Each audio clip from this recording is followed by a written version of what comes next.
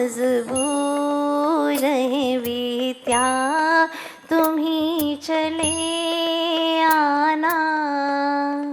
कभी घाटियों को देखती जहाँ बालक विद्याधर विचरण करता था, तो वो गुफाएं जहाँ पर बैठ कर के ध्यान करता था।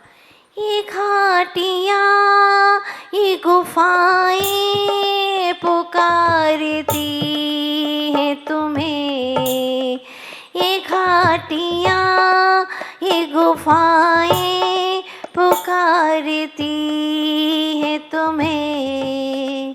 पुकारता है मेरा मन तो तुम चले आना, हम तो मजबूर हैं विद्या, तुम ही चले आना।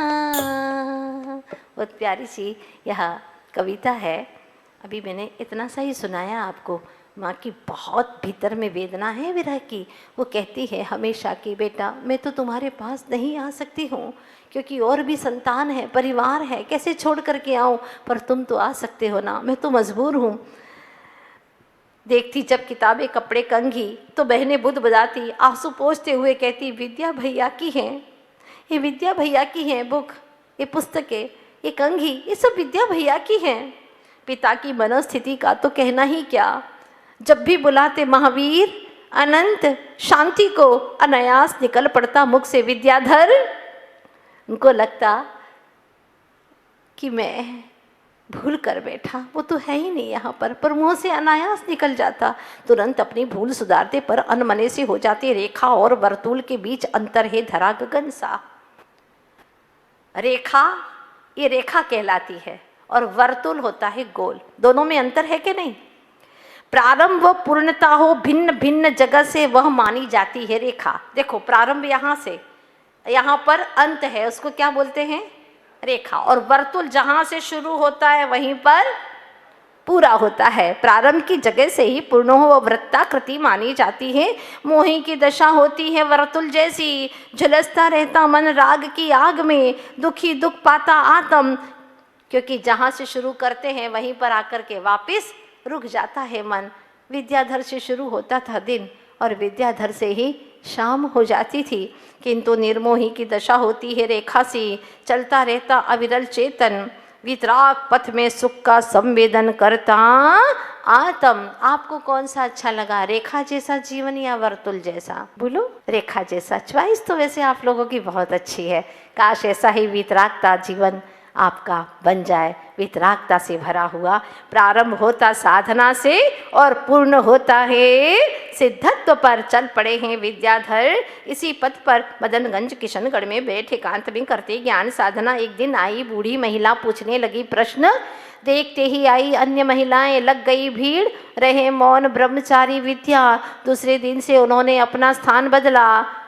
एक दिन एक बूढ़ी महिला आई, दूसरे दिन बहुत सारी महिला आ गई और उनसे बातचीत करने लगे। उन्होंने सोचा ये तो काम गड़बड़ है, स्थान बदलो। एकांत वासा झगड़ा न झांसा, कहावत जो पसंद थी उन्हें दादिया, ग्राम में दे दिया विवेक का परिचय। आहार पूर्व शुद्धि है तो पहुँचे जब गुरुवर, गाय सींग ताने खड़ी हो गई। मारने ही वाली थी कि तुरंत शिष्य ने सामने पड़ी डाल दी घास। शांत हुई गाय, यही था उनका विवेक चातुर्य। गुरु सेवा कर धन्य हुए विद्याधर।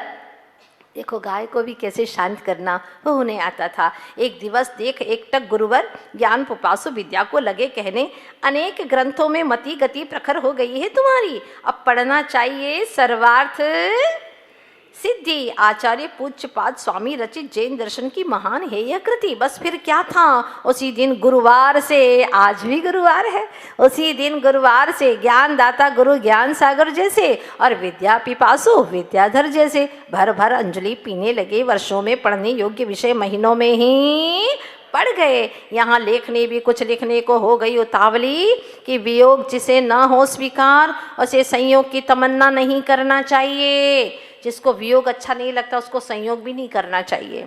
पंख जिसे, कीचड़ जिसे न हो स्वीकार, उसे पानी बरसने की इच्छा नहीं करना चाहिए। शूल जिसे न हो स्वीकार, उसे सुमन की चाहत नहीं रखना चाहिए। अस्ताचल जिसे न हो स्वीकार, उसे आर्यमन यानी सूर्य से दूर रहना चाहिए, क्योंकि सूर्य उदित होगा तो अस्त भी अवश्य होगा। दुख जिसे न हो स्वीकार, उसे इंद्रिय सुख छोड़ देना चाहिए। विनय परिश्रम लगन जिसे न हो स्वीकार, उसे ज्ञानार्जन की भावना नहीं करना चाहिए। किंतु विद्याधर सबसे निराले, गुरु के नयन सितारे, हृदय के प्यारे। वे अभ्यास चाहे ज्ञान का हो या चर्या का, करते लगन से, होकर दुनिया से बेखबर, अपने आवश्यक में रहते मगन से। ब्रह्मचर्य अवस्था में ही करने लगे केश लुंचन, क्लेश नहीं किंचित भी, रखते प्रफुल्लित मन। सहपाठी कौन थे? भागचंद जी बज, पढ़ते विद्याधर के संग, मानते स्वयं को भाग्यवान, पाकर गुरु से ज्ञान। किंतु विद्या सी साधना कहाँ कर पाते, एकटक उन्हें देखते ही रह जाते। ज्ञान के भंडार ज्ञानी गुरु को देख जनता होती प्रभावित, तो विनम्र लजीले ब्रह्मचारी विद्याधर के अति सुंदर रूप को देख लोग होते आकर्षित। उनके बड़े बड़े विकसित कमल सम नेत्रों को लग हर कोई जुड़ना चाहता।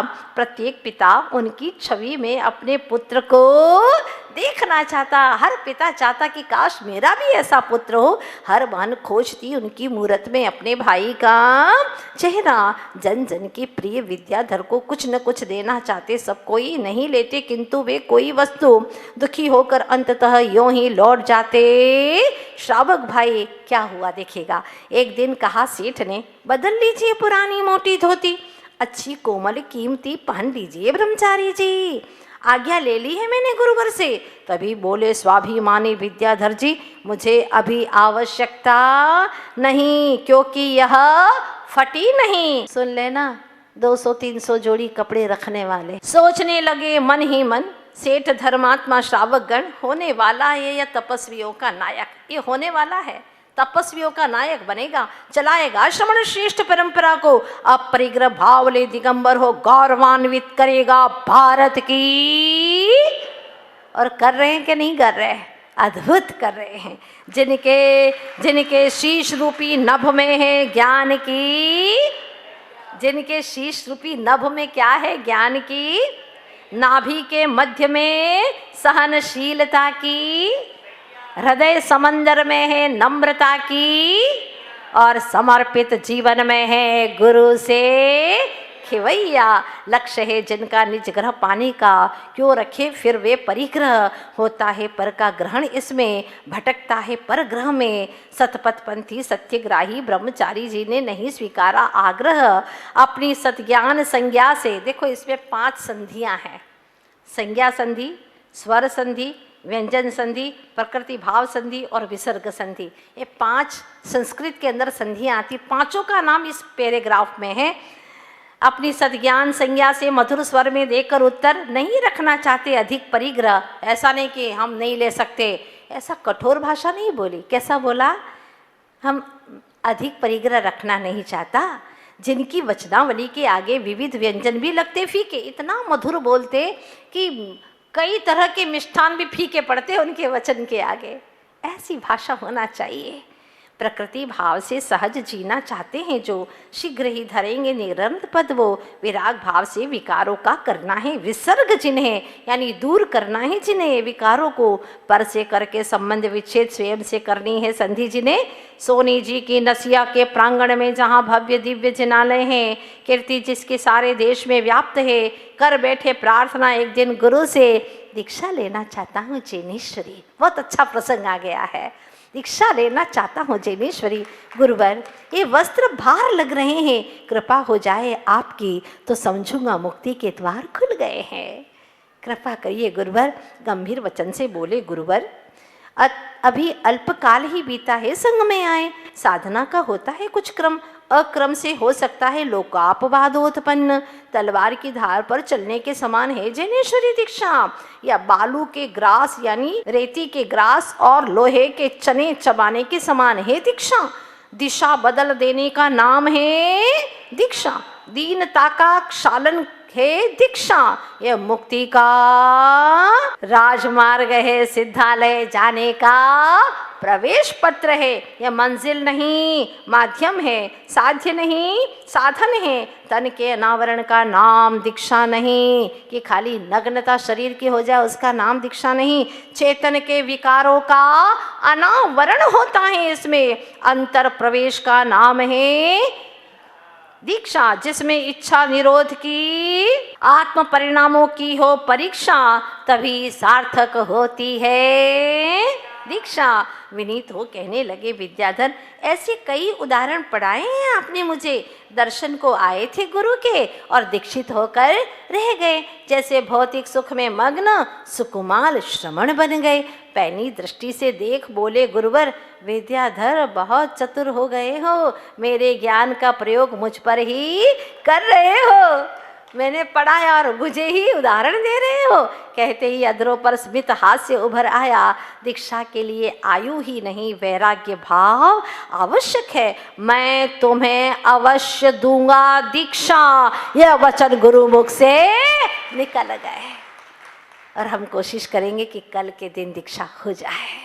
हाँ, सभी लोग पही पावने चूल आइएगा, कल दीक्षा का अवसर है, अद्भुत दीक्षा होने वाली है। गुरुवाणी ही मंत्र है, कृपा दृष्टि ही तंत्र, जग में गुरु आशीष ही माना रक्षायन। अब गुरु ने तो कह दिया कि कल दीक्षा दूंगा, ऐसा नहीं बोला। हाँ, ध्यान रखना। गुरु ने कहा कि मैं तुम्हें दीक्षा अवश्य दूंगा, लेकिन मुहूर्त है कल का, फिर पता नहीं ये अवसर कब मिलेगा। अच्छा, आज तो अभ्यास शुरू किया था आपने, है ना, बहुत अच्छी बात है।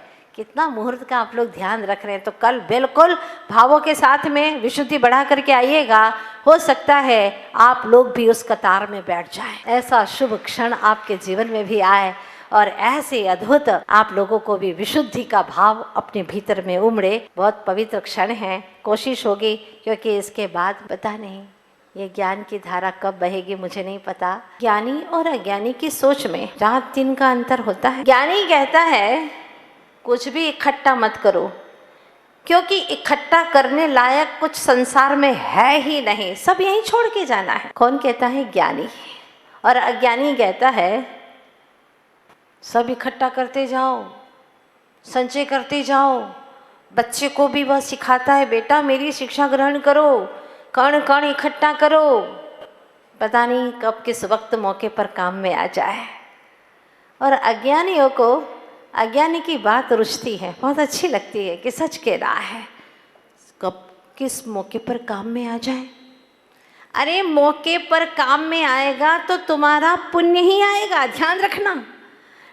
अरबों खरबों पैसे भी हो तुम्हारे पास में, लेकिन पुण्य नहीं है तो खा नहीं पाओगे। पुण्य नहीं है तो औषधि भी लोगे तो भी काम नहीं करेगी। इसीलिए पुण्य संचय करो, वो भी निरतिशय नहीं, सातिशय पुण्य इकट्ठा करो। निरतिशय मिथ्या दृष्टि का पुण्य होता है, वो पुण्य कर भी लेता है, लेकिन कोई ठिकाने का पुण्य नहीं है। कब किस वक्त वह सारा पुण्य पाप रूप संक्रमित हो जाए, कोई ठिकाना नहीं है। लेकिन सम्यक दृष्टि का पुण्य दिनों दिन बढ़ता चला जाता है, क्योंकि सम्यक दर्शन है उसके पास में, महत्वपूर्ण चीज है। तो अज्ञानी की सारी बातें बड़ी अजीब सी होती हैं, जो ज्ञानी को एक भी गले नहीं उतरती। अज्ञानी कहता मोर स्टडी मोर कन्फ्यूजन, जितना पढ़ोगे उतना ही कंफ्यूज होते चले जाओगे, इसलिए पढ़ो ही मत, बैठे रहो निठल्ले हाथ पे हाथ धरे हुए। और ज्ञानी कहता है सद्ज्ञान करोगे तो तुम्हारा जितना भी संदेह है वो मिट जाएगा। सद्ज्ञान करोगे संशय मिट जाएंगे, और तुम्हारे भीतर में जो दिव्य ज्ञान उत्पन्न होगा, सम्यक ज्ञान के माध्यम से आनंद होगा, सम्यक ज्ञान के माध्यम से। पर कैसे समझाए, क्योंकि ज्ञानी की तो जीवन की प्रणाली ही अलग रहती है, उसका कहना है और लोगों को समझाता है। अज्ञानी बैठे बैठे क्या समझाता है? जिसने किया धर्म उसके फूटे गरम। क्या कहता है? जिसने किया धर्म उसके फूटे कर्म, इसीलिए धर्म करना नहीं। ज्ञानी कहता है तुम्हारे दादा ने तुम्हें शिक्षा दी है, बड़ी अच्छी शिक्षा दी है, जिसने किया धर्म उसके फूटे कर्म, इतनी अच्छी शिक्षा दी है। अरे वाह, तब अज्ञानी की तो दृष्टि ही अलग रहती है। वो सोचता है कि धर्म करोगे कर्म फूट जाएंगे कर्म तो मैं दुखी हो जाऊंगा, उसकी सोच है। ज्ञानी कहता है जो धर्म करेगा, जो करेगा धर्म उसी के फूटेंगे कर्म, जो करेगा धर्म उसी के फूटेंगे कर्म। अधर्मी के पाप थोड़ी ना फूटेंगे, कर्म थोड़ी ना फूटेंगे। जो करेगा धर्म उसी के फूटेंगे कर्म, उसी के कर्म नष्ट होने वाले हैं। जो जितना धर्म करेगा उसी के कर्म नष्ट होंगे, ये निश्चित बात है। पर अज्ञानी अभी यही नहीं समझता कि कर्म फूटने का मतलब क्या होता है। वो सोचता है कि मैं दुखी हो जाऊंगा, उलझनों में पड़ जाऊंगा। नहीं नहीं नहीं, परम सुख का मार्ग है कर्म के घड़े फोड़ देना। जो कर्म को फोड़ेगा, नष्ट करेगा, मिटाएगा, जितना जितना कर्म क्षय करेगा उतना उतना ही अंतर सुख परमानंद उत्पन्न होगा। जानता ही नहीं है सही धर्म है क्या, क्या है जिन धर्म, क्या है जिन शासन, मालूम ही नहीं है। बच्चे बड़े हो जाते हैं, पता ही नहीं है कि नमन कैसे करना चाहिए। अरे नमन ही करना नहीं आया तो मुक्ति में गमन कैसे करेगा। वंदन करना ही नहीं आया तो बंधन को मिटाएगा कैसे। हर माँ बाप को चाहिए कि अपने बच्चों को शिक्षा दे। अपने कुल, हमारे कुल में क्या सिखाया जाता है, हमारे भगवान को नमन कैसे किया जाता है, क्यों किया जाता है, इन्हें ही क्यों नमन किया जाता है, कुछ पता नहीं है। नाम सिर्फ हो गया है और नाम के आगे जैन लगा दिया है, पर जैन का मतलब भी मालूम नहीं है। बड़ा दुख होता है जब बच्चे माँ बाप के कहने पर भी नमन नहीं करते हैं। कुछ भी खा रहे हैं, पता ही नहीं भक्ष्य क्या है, अभक्ष्य क्या है, आत्मा का हित क्या है, अहित क्या है, कुछ मालूम नहीं है। उम्र बढ़ती जा रही है। देख करके सुन करके बड़ी पीड़ा होती है। प्रभु, इन्हें आपका धर्म कब समझ में आएगा। हमारे इस कथा के नायक, ज्ञानधारा के नायक ब्रह्मचारी जी, विद्याधर जी, उन्होंने तय कर लिया है जितनी स्टडी करूँगा उतना उतना ही कन्फ्यूज़न मेरा दूर हो जाएगा। जितना जितना धर्म करूँगा उतने मेरे कर्म फूटेंगे, मेरे कर्म नष्ट होंगे, ढीले पड़ जाएंगे कर्मों के बंधन।